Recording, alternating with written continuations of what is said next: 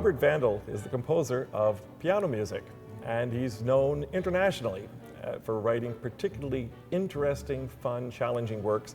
He's known that way. I know him that way. I've heard his music. It is delightful. Bob gave me the privilege of writing the orchestrations for two little concert pieces that he wrote for two pianos. We've turned them into, well, they were piano concertos to begin with, but now they're concertos for piano and orchestra. And we're featuring these concertos in performances with the Tuscarawas Philharmonic on Saturday, April 20th. Bob, it's great to be able to talk with you about this music. We've already been talking as the cameras have been set up, and you know, I've got to tell you, we met. You were singing in the Philharmonic chorus early in my tenure. Mm-hmm. And we met, we shook hands and all that kind of stuff. I had no idea that you were even a piano teacher back then. I think somebody filled me in on that afterward. And it was even sometime after that somebody said, oh, and he writes music. Really? You say, you're so modest, you didn't put that out there at all. And then I had occasion, I think it was at a little recital up in Akron, that I heard the duet sonatina that we just talked about, the Diamond Sonatina, and was charmed. You've heard that word a lot about your music, I expect, yeah? I hear it from you, because you like that word. I do. But no, I hear other words that are similar. You're okay. Yes. Fascinated, I liked it a lot. Yeah. Even grumpy uncles sit in recitals and would like these pieces. As I was hearing it, I was thinking, this is stuff that kids would like to play. Do you find it as well? Children like to play your pieces? I hear from a lot of teachers around the country, and many of them say that their students only want to play my pieces, and that they have to purposely steer them other places so that the teacher herself feels they're providing a wider background of music. Now, you started playing piano yourself at what age? I was about 8 years old, third grade. Do you remember piano pieces that you played when you were 8 years old? I played out of the Sham method, so I remember some of those. Mm-hmm. As I got farther along, I played Malagueña, yes. a Prelude in C-sharp minor by Rachmaninoff, oh, sure. Clair de Lune, yeah. Liebestrom, those chestnuts of the repertoire. Of course, but they're a little more advanced than some of the easier pieces, not too interesting. Yeah, right. It was method material. Have you thought about that as you've been writing have you thought about that early experience and what made them not so interesting and try to be interesting? Well, I was teaching here in New Philly during the first or second year I was here. I got the idea from watching my own students play what I thought was boring music. And I told my dad at the kitchen table one day during the winter of '78 that I am going to try this. I'm going to see what comes of it. How much composing had you done prior to that? I had arranged 9 ensembles for a piano lab situation. Oh, okay. That was it. Yeah. Besides the student things that we all do when we're studying theory in college, but not until then. And then just the sort of the business end of it, you write a piece. Did you try it out with a student? My point of view is I do not try my pieces out on students. Right. Even that first early one? Nope. I never tried anything out on a student. I felt that my students were there to take lessons, not be my guinea pigs. Sure. Yeah. So, but when something shows up in print, it's got my name on it, the title, now it's part of the teaching repertoire, and I feel free to use it then. Well, especially if it's addressing something that you feel the student needs and stuff. Yes. Yeah. But so you send, now what you do, you write up these pieces, you write them out in pencil or in ink or something like this, and then you send them off to publishers back then. Yes. And I suppose it's probably the same now as well. Yeah, and I have folders full of manuscripts that I've sent off through the mail over a period of years. Right. I got rejections. Yeah. What I do when I get a rejection, I throw that piece away. I don't keep it. Really? Because I don't want, on the event of my death, I don't want somebody coming back, rummaging through the files and pulling out inferior things and publishing it. You don't just send them off to, you don't send the rejected piece off to another, you wouldn't No. have sent them off to another publisher? When I decided who my publisher was, I did not go elsewhere. I see. So if Mary Elizabeth Clark at Michaelis Music Press did not like something, and then I threw it away. And then Michaelis Press got bought by Alfred. Yes. And Alfred is a big publishing company. Yes. It's a well-known name in the business. Michaelis, not so much. No. Alfred yeah, their catalogs come to me all the time and things. So how long have you been with them?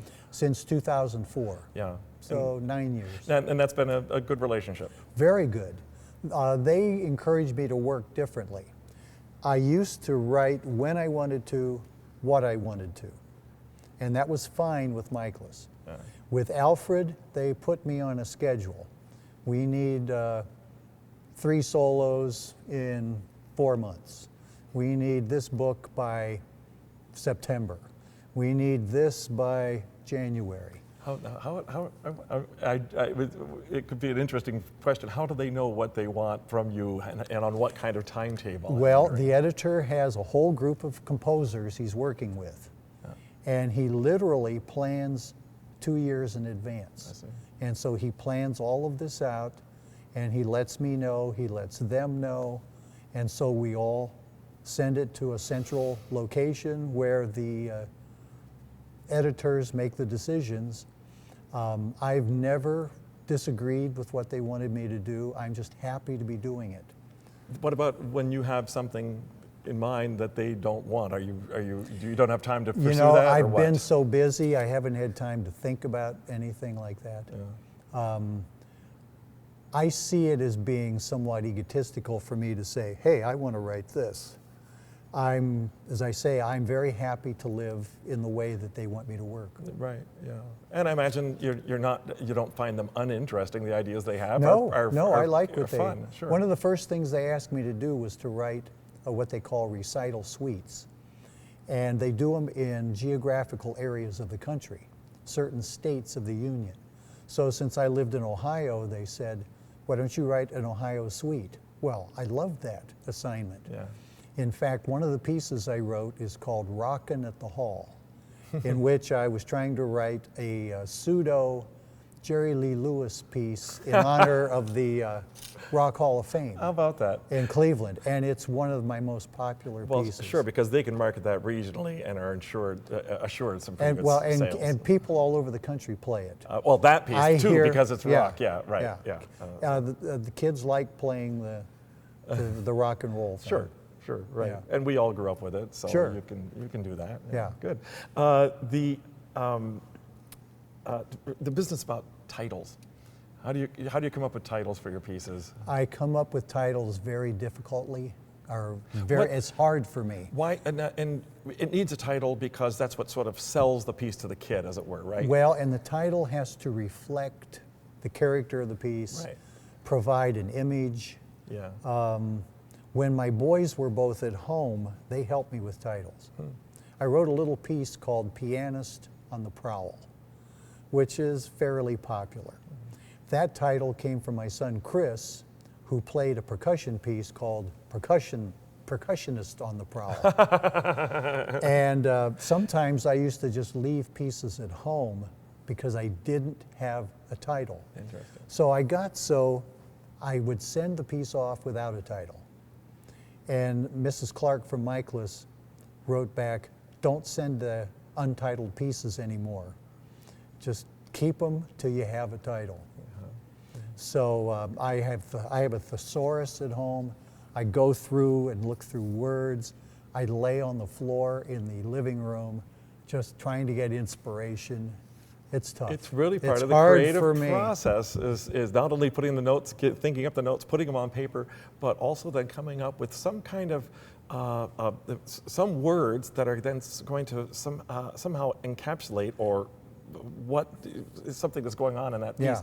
in terms mostly of, I assume, of mood, right? Yeah. Sometimes you can probably refer to something we would call kind of technical, like a device, a compositional device that gets used, like you mentioned a piece with an ostinato. Oh, yeah, I wrote a piece, it's for duet, called Ostinato Barbaro.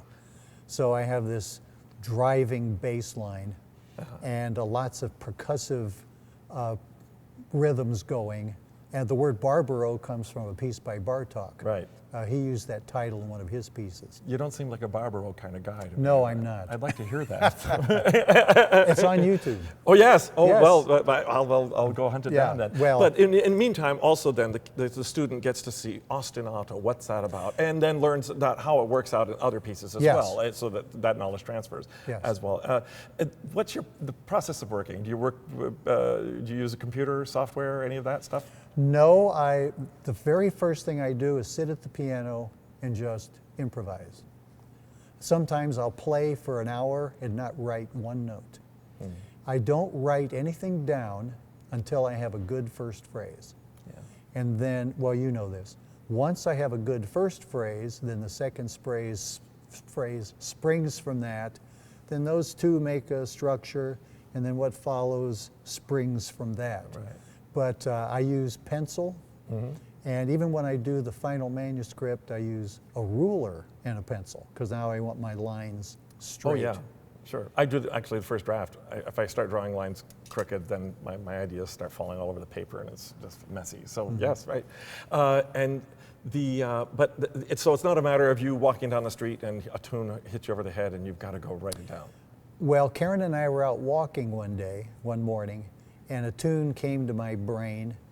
3 notes up, go down, cross over. 3 notes up, go down, cross over.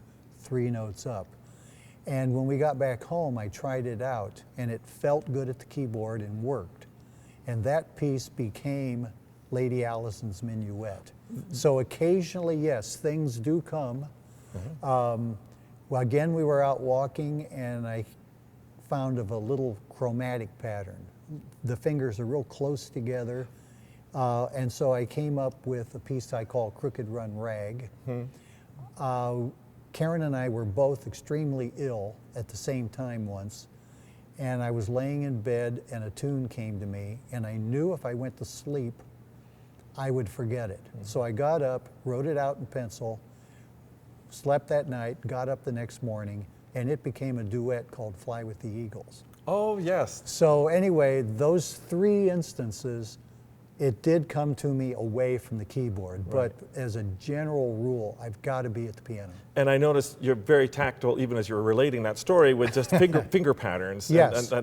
But of course, you're dealing, the music you're writing, you were writing for student learners at the keyboard. And so how the fingers are moving, what the patterns are of the fingers is, of course, is a very important part of the process. And in fact, it's at the beginning and at the end of the process. So you're always thinking about finger positions and hand positions. In fact, I purposely try to repeat a pattern a lot.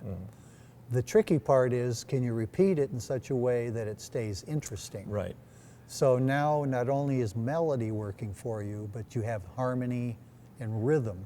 So among those 3 things, you can, at least I hope I can come up with something interesting, and yet with one pattern.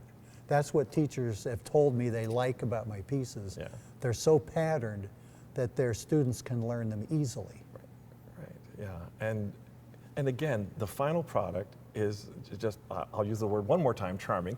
Thank you. It's really delightful and interesting to listen to. I had a ball working on the orchestration for the concertino and the concerto. You're working on a project now, right? Yes. Okay. Do I know what it is? Sure.